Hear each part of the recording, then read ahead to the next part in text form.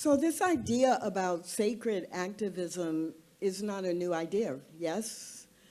And what we have found is that there are dozens of definitions for what sacred activism means. And so when I think about, and as we began to frame this conversation, it was really important for me, which you've already heard, to like really get in mind, what is our reason for action? And is sacred activism for one or two people, or is it for everybody?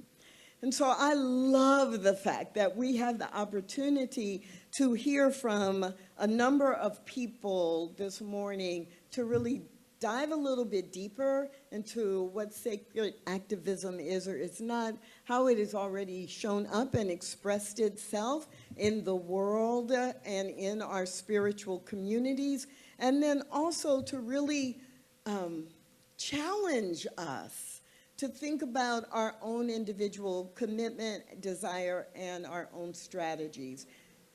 It's great to come to a conference and get some ideas, but it's even better when we walk away with things that we can do, ideas we can put in action in our individual lives and in the world. So let me give you a little bit of what to expect. Over our next time together, our period of time that we have together between now and lunch, we are going to talk about sacred activism, but we're also going to invite you to ask questions from the perspective of, as leaders in spiritual communities, what might you need to know that will help you go back and live what we talk about? So I'm telling you that now, because when we get to that point, I want you to have already thought about what is your clear and concise question, not what is your commentary, not what is the chapter in your new book, but a clear and concise question like, oh, I've got 4 people here, I can ask for their advice, what would they do? Now, I'm saying that just to remind you so that even though I have been told, cut those people off. If they're talking too long, if they're not asking a clear question, I don't want to have to do that. So I'm going to ask you to help by thinking, as you think of your question, to come with it clearly.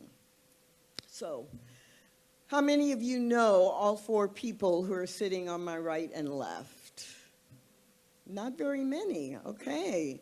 So I'm going to ask them to do something, each one of them, in 2 minutes or less. 2 minutes or less. To share a little bit about who they are and why they are passionate about this topic of sacred activism. Like, what's their particular, this is why it's important to me. So we're going to start on my left, your right, and just go across the panels. So that means we will be starting with Aisha. So my name is Aisha Mason, like the first 2 vowels, Aisha. I am a member of the Agape International Spiritual Community. I am a teacher there. I teach practitioner studies. And one of the things I do worse is talk about myself. So I'll say my bio is in the program. And I'll talk about why I'm passionate about this. I think most people, and I am making an assumption, who come to this teaching is because it's a teaching about the heart. It's a teaching that is about the heart. And for me, the choice has always been simple. Since I was 5, I cannot watch suffering in the world and say that doesn't have anything to do with me. I have always, I can remember at 5 having a conversation with star beings, angel, whatever it was, and saying, I don't understand this place. I don't think I belong here. Come and get me. But as I have, become a mature person, I realize, oh, I'm here for a purpose. I was here to heal myself and then to share light, And so that's why I'm passionate about this, because there is, and that's what I love about this teaching. Our sacred activism is grounded in principle. There is not my life and your life. There's just one life. So it's happening to you, it's happening to me. And if I can open and be a channel for God's grace and good, I can impact you from wherever I am, because that's principle. And I'm going to stop there. Thank you, Aisha. Good morning, everyone. I'm Reverend Ogun Holder. I am a Unity minister. I'm an author. You can read my writings in Spirituality and Health, formerly Unity Magazine. I just wrote something for, Science of Mind magazine as well. And that was good. Thank you. And I'm a spiritual and grief coach as well, but I think the most important work I do, I'm the co-founder of an online platform with Reverend Kelly Isla called Project Sanctus. And we are about the work of conscious anti-racism, which is applying, again, our spiritual teachings and principles as the context, the framework for doing the transformative work that we invite each and every one of you into. Why I do this work is because I discovered something Mahatma Gandhi said. And we all love that famous Gandhi quote, "Be the change you wish to see in the world," right? We all know that quote? Yeah, he didn't say that. Sorry to burst your bubble. Nobody said that. That is a paraphrase of a much longer quote that he said, which is, "We but mirror the world. All the tendencies present in the outer world are to be found in the world of our body. If we could change ourselves, the tendencies in the world would also change." So we love the second part, changing ourselves, right? That's all our spiritual teachings are. We live from the inside out, so we transform ourselves.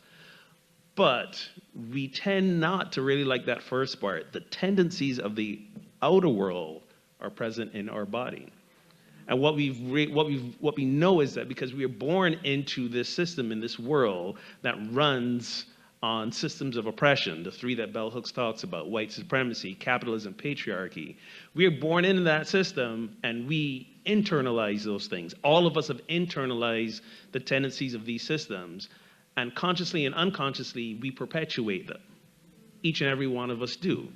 And for many of us, we believe that, let's just be good spiritual folk, let's meditate, let's pray and affirm, and all of a sudden, that will get rid of these internalized things. That's not how it works. We have to do the conscious work within ourselves to find out what we've internalized, shift our thinking, renew our minds, but then we also have to live it. And the good news and the bad news is, by the way, my mantra as a minister is I'm here to comfort the afflicted and afflict the comfortable. And so you might get a little bit uncomfortable before I'm done here. But that's the uncomfortable work that we have to do within ourselves. So hopefully you'll join me on that. Thank you. Thank you. Yes, welcome, Ogun Holder. Celeste. Hi. You probably heard my name way too much this weekend, but I'll say it one more time. I'm Reverend Celeste Frazier, and I'm a New Thought minister. I was here speaking a couple of weeks ago at the INTA conference, and everybody was concerned with what organization are you? And I just tell people I'm a New Thought minister, period. You can see me at any one of these organizations. I'm currently serving as the associate minister at Unity of Washington, D.C. Yeah. Whoop. I graduated from Agape in the morning and CSL in the afternoon. So does that tell you I'm a New Thought minister?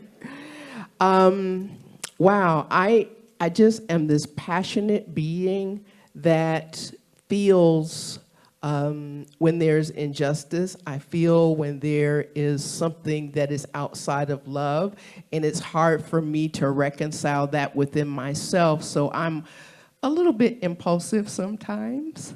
And so what I found is that what I will do is that I will allow that thing that is resonating in me and that issue that is of a concern to me to meet. And sometimes that looks like a sermon, but sometimes that may look like a rally, or sometimes that might look like an organized event. Sometimes that might look like doing a peace vigil. Sometimes that might look like having a conversation about racism. Sometimes that might look like a conversation about sexism. Sometimes that might be me in a session supporting someone, knowing who they are. And so what I find is that when I feel outraged, that I have to take action. And so a few minutes ago, I started crying because I realized that celebrating my soul, I meant to say celebrating our soul, but I guess that was not a mistake.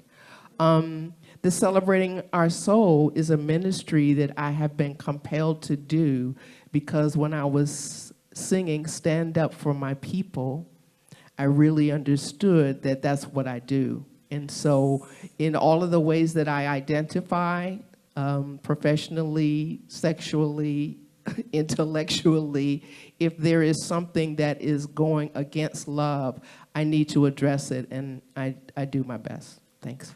Yes, yes. Thank you, Celeste. Saba. Good afternoon. So I am Reverend Saba Mchunguzi. And for pretty much my whole life, I've been consumed by two concepts.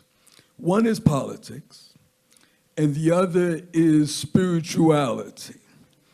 So I remember from when I was in high school that I became very much aware of and concerned about the challenges that Black people have had in this country. I remember listening to, my parents and family members, grandmother and so on, talk about their experiences in the world and the whole idea of the injustice that we have experienced and that they experienced, just became paramount in my own consciousness. So I decided just subconsciously to do some things about it. And I remember in high school, I started a Black student organization in what was a predominantly white high school, and we were able to have Swahili instituted as a language in our high school, which was very historic and very different. And at the same time, I was studying spirituality, and I studied numerology, and I found out that the number 7 was an important number for me in terms of numerology. So I changed my name, or I started using the name Saba, which is the number 7, to identify with the energy of the number 7, plus using an African name to identify with who I was culturally. And when I went into college, I adopted my last name, Mchunguzi. And before I graduated from college, I legalized my name so that from that point on, the world will know me not by my slave name, but by this African name. Like it or not, I decided to present to the world as Saba Mchunguzi, as a child of Africa, if you will. At the same time, I was studying these spiritual principles. So I blended the two, the spirituality with the culture.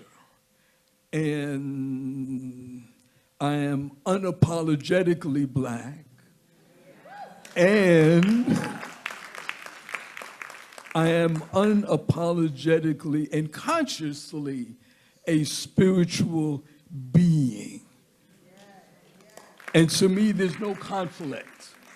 There's no conflict, there's no separation. So I present to you, I present to the world as both of those things. And, well, I could go on, but I want you to know that Saba Nchunguzi truly, truly is awake.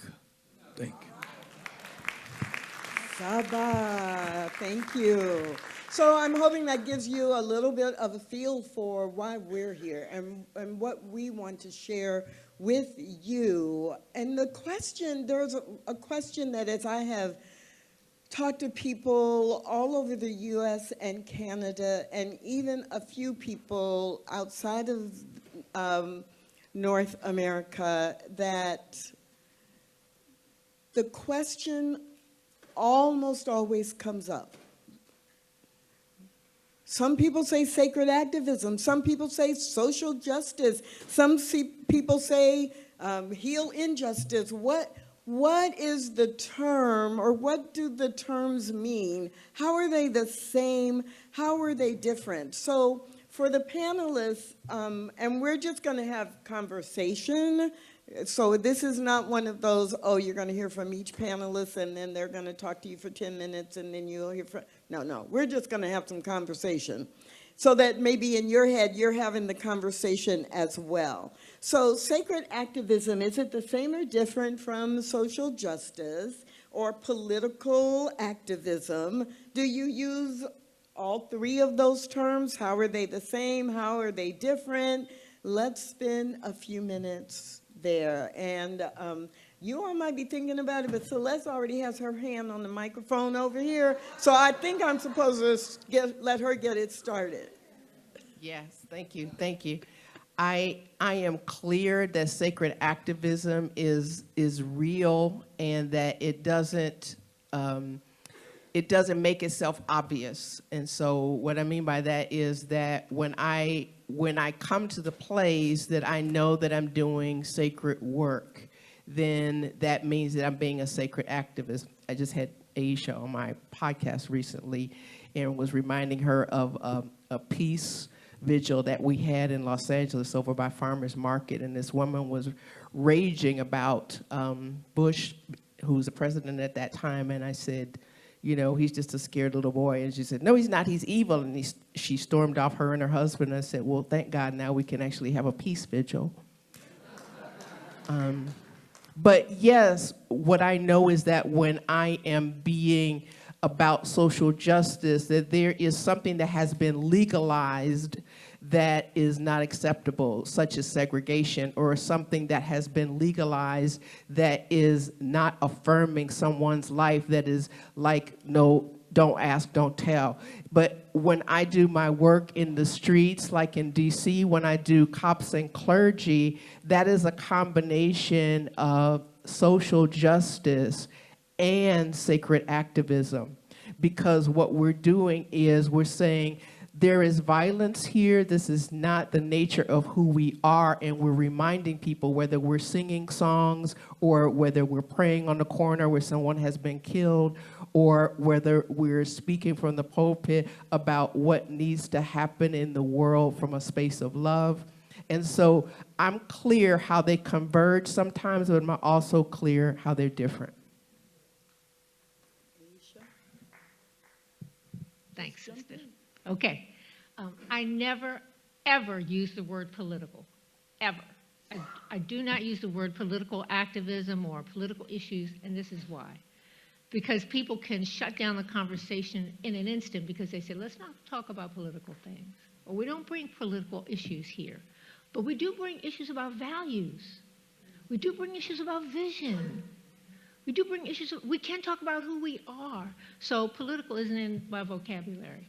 There are conditions, there are circumstances, there is a vision. So I'm talking about vision. I'm talking about vision on this side. I'm also talking about conditions. And what do my values, what do my spiritual principles compel me to do? Where do they compel me to stand? So that's a different frame of the conversation. And then the other piece is, today we're calling it sacred activism. I was trained by Dr. James Lawson, who was Dr. King's chief nonviolent strategist, a brilliant, brilliant man who would first say, I'm a man of God, always. He was a United Methodist minister, always a man of God. And second, he was a strategist, brilliant. I would say a general of his troops. And so, to me, so from him I learned principled nonviolence. Today we're calling it sacred activism, which means I use the tools of nonviolence from a principled place, from a place that is congruent with my values and spiritual principle. I never broadcast, oh, this is sacred activism, or I'm from this particular teaching unless someone asks. I think my point of view is how I show up says who I am, says what I represent, and people will be curious and ask. I've been in arenas where I thought, oh my God, if I talk about love, they're gonna just me. And that wasn't my experience. Everyone wants to have that conversation that uplifts, inspires, unites us. So for me, sacred activism is it's guided by principle. Its foundation is spiritual principle. Its vision is based on spiritual principle. The way we do the work is based on spiritual principle, whether we call it nonviolence or principled nonviolence, or whether we call it sacred activism. Thank you. I don't think it makes a difference what we call it. To echo what you said, it makes a difference how we show up and what we do. So we can call it whatever we want to call it. But let's be clear, justice work is sacred work. Justice is a spiritual practice, right? Jesus the Wayshower demonstrated that. Everything he did towards justice was sacred work. But I want to segue a little and say that I do use the word politics. I know this is not a word sometimes we like to embrace in our churches and spiritual communities because we feel it will turn people off. But I rephrase it this way: politics is about how we are in agreement to govern each other. And if we can't talk about how we're going to govern each other, part of that governance is saying who, to echo what you were saying, who is allowed to have what rights? Who is allowed to have what privileges? Right? Who is allowed access to resources and power in our society? That's governance. That's politics.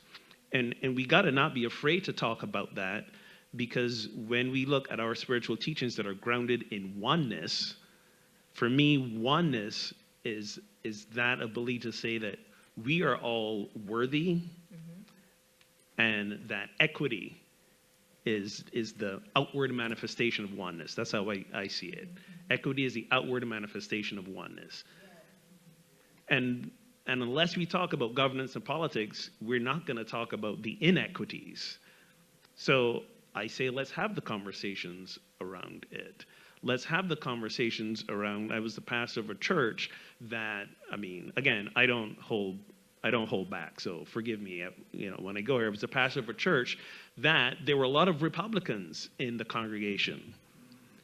And it was a challenge for them to reconcile, voting for a Republican platform while being in the spiritual community that said we are one.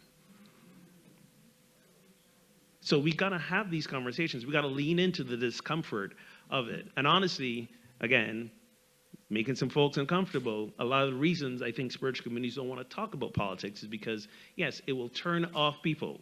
Because people say, I come to church to get away from all of that. Well, you know what? You don't get away from it. Your life is your ministry. Your politics is your practice. Everything you do is a spiritual practice. There's nothing that is not spiritual, because we are spiritual beings. So lean into the conversation, lean into the discomfort. And that's a big part of it, the conversation, having the skill and creating the environment to have the conversation, because many of you may have different definitions of spiritual or sacred activism or social justice or spiritual engagement. And it doesn't mean that any of those are wrong, but if you're not talking about it and helping people understand and get on the same page, then they're going to make up their own definition. So, yeah, spiritual or sacred activism, how do you define it? And what's the spiritual mandate for us doing this work?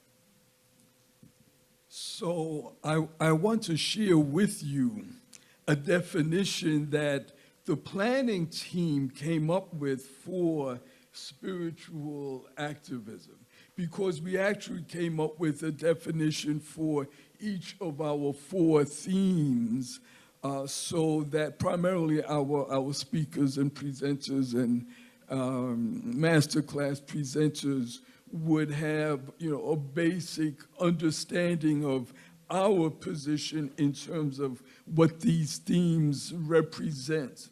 So for sacred activism, we said that sacred activism manifests as a call to practical and positive action in the world and in our communities.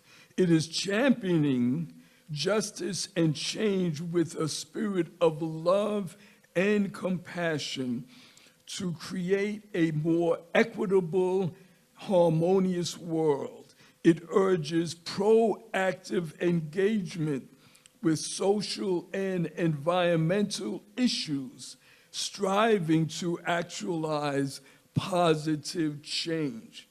It is advocating for justice, equity, and sustainability.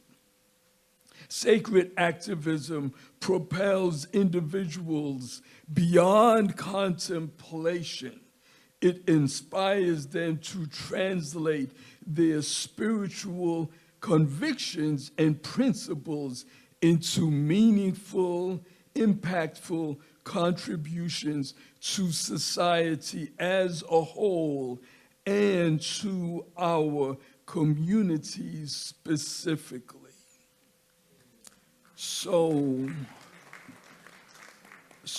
I mean, there's a lot that's in here, but part of it is saying that in addition to feeling a particular way and having certain convictions, it's a matter of us acting on our positions and our convictions. It's a matter of being proactive.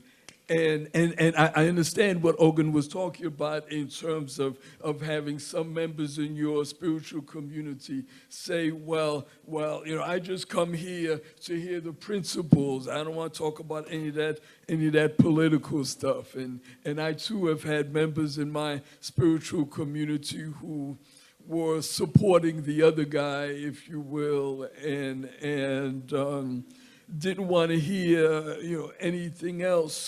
So we do have challenges sometimes in our communities, but part of it is to understand what you believe, to understand and be clear on your convictions, realizing that you can't necessarily impose them on someone else. I mean, you can, as the saying goes, you can lead a horse to water, but you can't make him drink. So you can't just change, the way other people necessarily think and feel, but it is important for you to be clear on what you think and feel in terms of the changes that you want to be made, that you would like to be made in your community, your spiritual community, and in the communities where we live.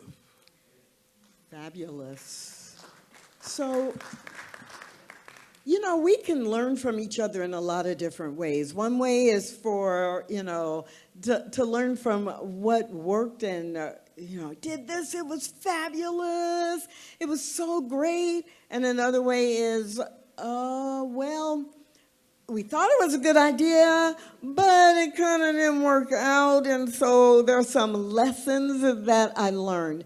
So I'm going to ask for 2 people to share what is an example of a success that is under this umbrella of sacred activism in their personal lives. And I'm going to come over here and ask Aisha or Ogun to give an example, and then we'll have two people share an example of a lesson learned that, you know, I kind of thought we were going to have something else happen, but I learned a good lesson when that didn't work out.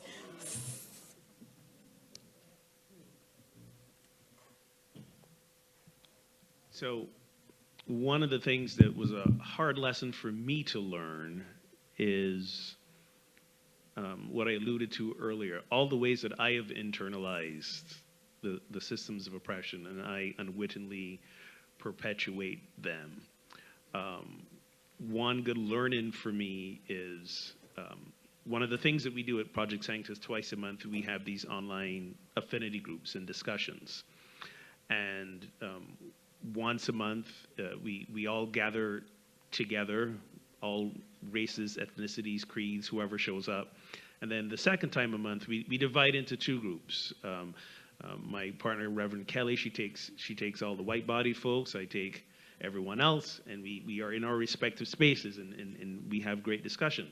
So it's been turning out the last, I don't know, many months that the folks who've been showing up in my affinity group have been these, shall we just say, wise black women. They're a little bit older, they're a little bit more experienced in the world.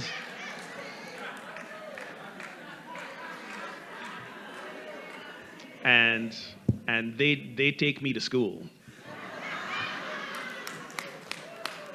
One of them is actually right here. I don't know. She didn't give me permission to call her out, but now there you go. Nellie, wave your hand again. Nellie's one of these person who shows up on the call, and I learned so much from them. And one of the things that I learned about myself that made me have to take a look at myself is how I have internalized sexism as a man, how I've internalized ageism as well.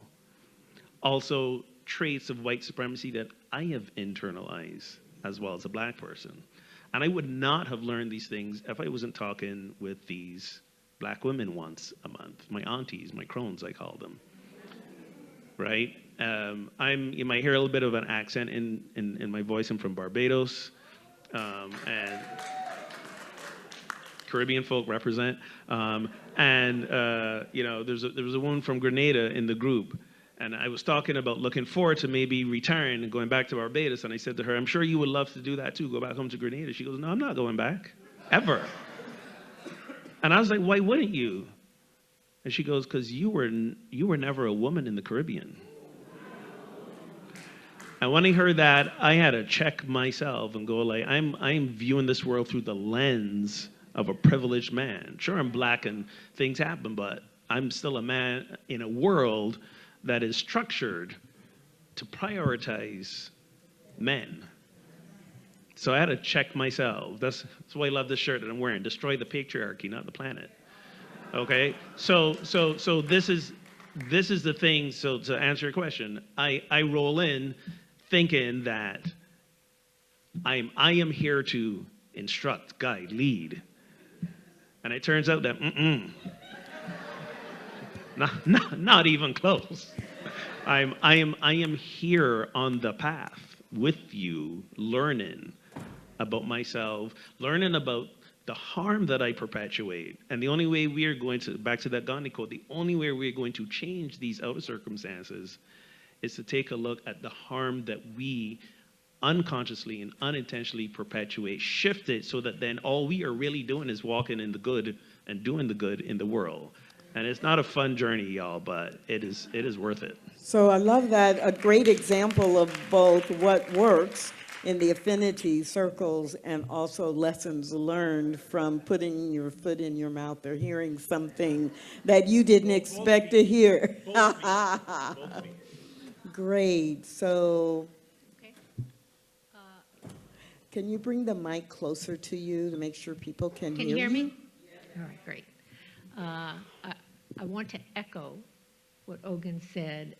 If you are involved in this, if I discovered, particularly in my job with the American Friends Service Committee, it's a Quaker organization. I worked with programs in a number of states and very different communities. I was continually humbled, seeing myself in a power position I had never experienced before, and the responsibilities of that, and having to expand to become aware of what I hadn't been sensitive to. That said, I want to share a success. It shows how, I want to share how the tools we learn are practical. When I was working on a project to pass a resolution in the California legislature regarding U.S. torture, it specifically targeted medical personnel and psychologists. And my team, I thought we were doing a great job, and we had people from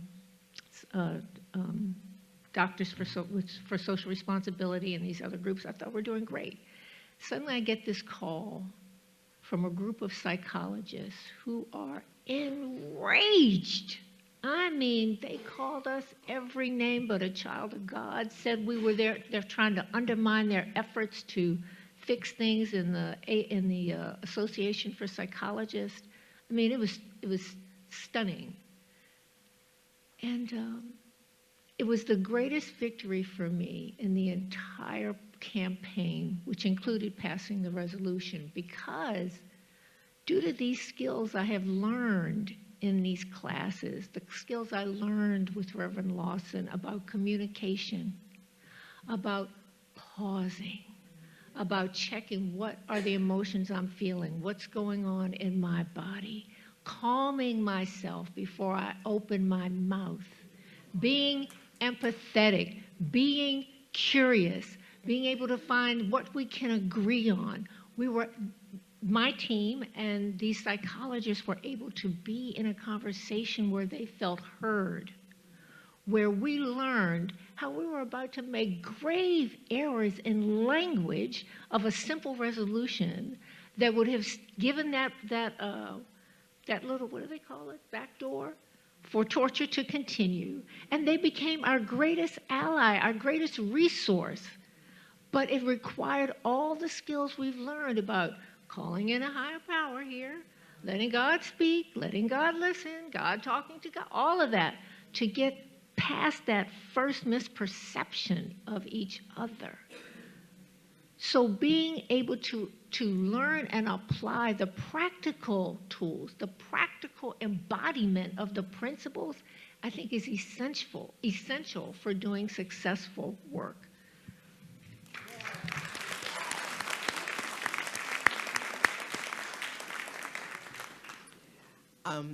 I was going to present that it was hard to measure results, but that kind of just denied that. But it's interesting because there's this organization in Chicago that we started called Fierce Women of Faith. And in that, we would go to trouble-ridden areas in Chicago where there were high levels of violence. Could be Inglewood on the south side, could be Austin on the north side. Those of you who are from Chicago, you know the areas I'm talking about. And so there were just different areas that we would go to throughout the city. So I'm going to count a success as, for many of the times that we went into these neighborhoods, we would take resources to the communities to let them know what was available in terms of support. And we would also sometimes have the Muslim brothers there who would be in their suits, and they would be, like serving as our protection, low key, right? But at the same time, they were also selling their magazines while they were out there. So it was, to be a win-win for everything. And so we would go to these places where there had been murders, and there were a lot of places for us to go, and we would pray together. And so one of the successes is that we had women from different faiths who would come together and pray in these places where there had been killings, and there would be other places where people were gang-ridden, and you knew that they were, and that even though we were blasting inspirational music on the car riding around the neighborhood sometimes, they would just try to mess with me and act like, that I wasn't relevant. But I knew that there was something about me being there that made them kind of uneasy. and that was their way of expressing it. And I'm going to say that I don't know what that impact was, but I know it was probably on a micro level, but I may not be able to measure it in terms of success.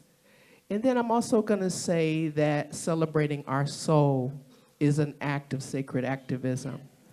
And I'm going to call that a success.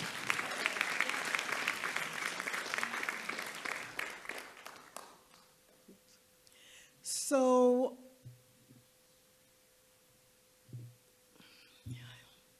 here's the way this is coming into my brain. With the limited time that we have, because we don't want to get in the way of you and lunch, and we want you to get the most value possible in the short time that we have, I'm going to ask each panelist, what would you say is the call to action? What is the call to action for us as people of African descent in New Thought? What is it that we could be, should be, might consider doing after we leave the conference that is related to sacred activism? Call to action, 1 to 2 minutes max, each person, and Saba is going to start us off.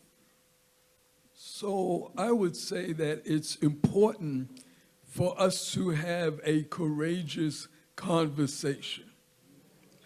It's important for us to have perhaps an uncomfortable conversation. It's important to acknowledge that some of us are in a spiritual community where we are in the minority. And in that situation, then it becomes even more difficult, if you will, to talk about sacred activism in terms of us as a people and our community. So to me, it's important that we start with having those, again, courageous conversations and be clear about what it is that people are open to doing or not willing to do. You need to be clear as to who's on the team and who isn't, who's going to stand on the side and who's going to sit this issue out, if you will. And then part of that sacred activism and part of that courageous conversation is realizing that we're not just talking about race. We're talking about people that are differently abled, if you will. I think that's the term. We have someone in our community who's, for lack of a better term, deaf, and we have a sign language interpreter for her. So when we talk about activism, we need to expand the definition as well. My wife, not too long ago, developed a yoga studio, and she, it was a wide open space, and she, had a contract architect come in, and one of the things that they told us was that it had to be, what's the word? ADA, yes. So the doorways had to be a certain width, which I didn't know anything about. My wife didn't know anything about. And the doorknobs had to be a certain way, and the faucets in the bathroom had to be a certain way. So we really need to expand our definition when we talk about social justice and making change and making the society and the spaces that we inhabit, making them suitable for all people. And I'll just leave it at that. That's a great beginning of a call to action. Like, what's your top advice for leaders who want to transform awareness into action? 2 minutes. Anybody? 1 minute, 2 minutes? Stuff a lot in 2 minutes. First is the courageous conversation, number one. Part of that conversation is the conversation that it happens, change happens, the vision is fulfilled, it is manifested through and as us. Through and as us. God up here is not going to do it. Somebody else is not going to do it. It is through and as us. So that's number two. Today, there was this moment, a few moments, we got really energized. Electricity running through this room. Our call to action is to sit down, ground that energy, embody that energy, and decide, so what does my being love look like?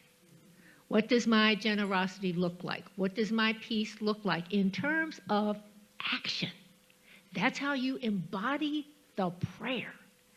The third thing is, you don't have to read the book, but it's called Doing Democracy. I mention it because it illustrates activism is not just a protest, and many people believe that it's just demonstrations. But activism, people may be called to rebellion and being on the street. Rebellion is just a category in the book, but being on the street. You may be the person who cooks for meetings. Everybody needs food. Everybody comes together around food. Or you may write postcards, or you may make phone calls. So that's one kind of activism. But so doing social service work, like feeding those people who are unhoused or unhomed in your community, that's action. Helping with the people in your community who are doing the work, help them do the work. So there are many, arts, culture is activism. So find what's the right fit for you. You don't have to become something you're not. It's just allowing you to express who you really are. And the last thing is to baby steps. Baby steps. There's this little graphic going around on Facebook, but I'm just one person, said 7 billion people.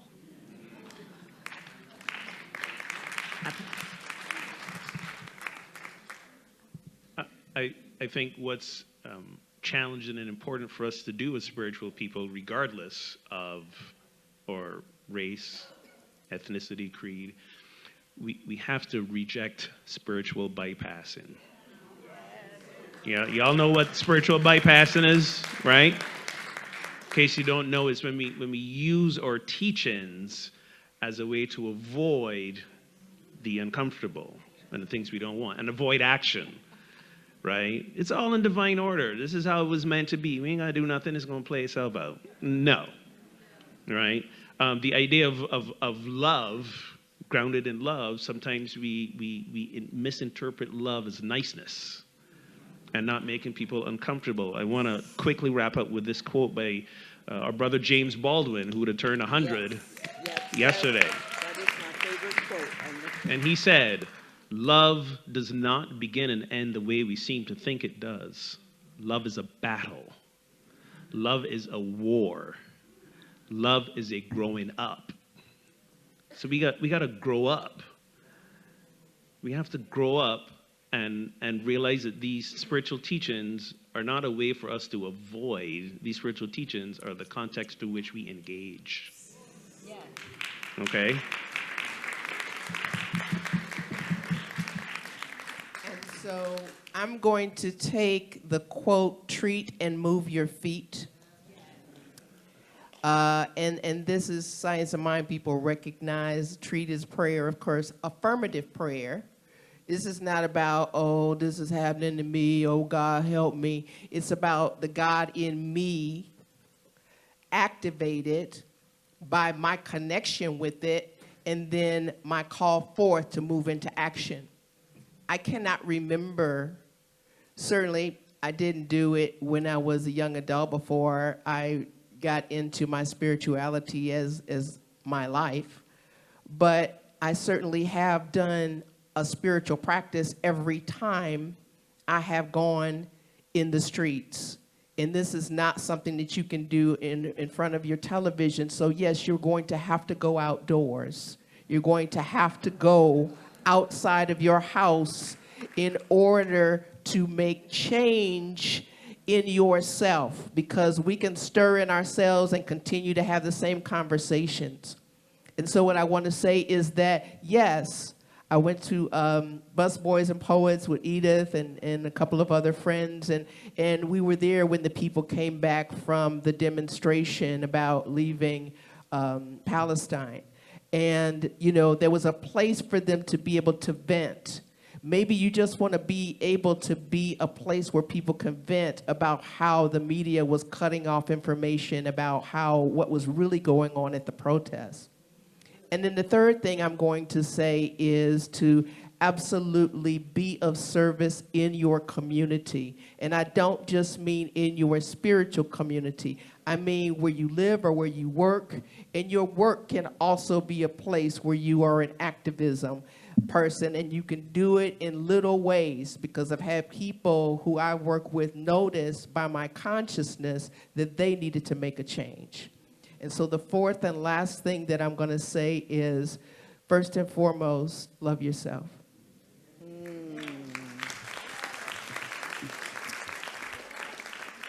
So I am going to ask for forgiveness, because when we started, I said we were going to open it up to your questions, and I didn't realize how the time was.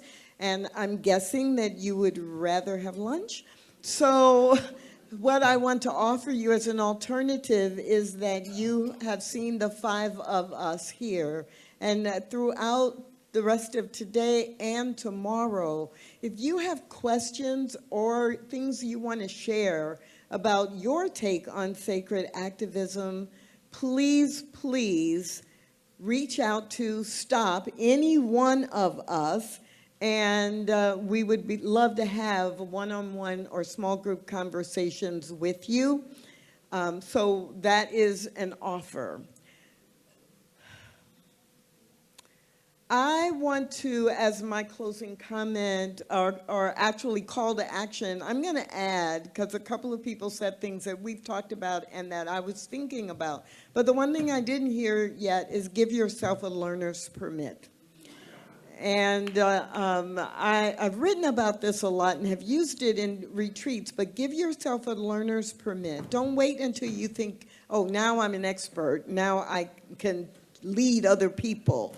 Give yourself a learner's permit so that you are learning and that you are taking others along with you. I invite you to thank the panelists, Aisha, Ogun, Celeste, and Saba. I invite you to show some appreciation for the planning team that came up with this idea.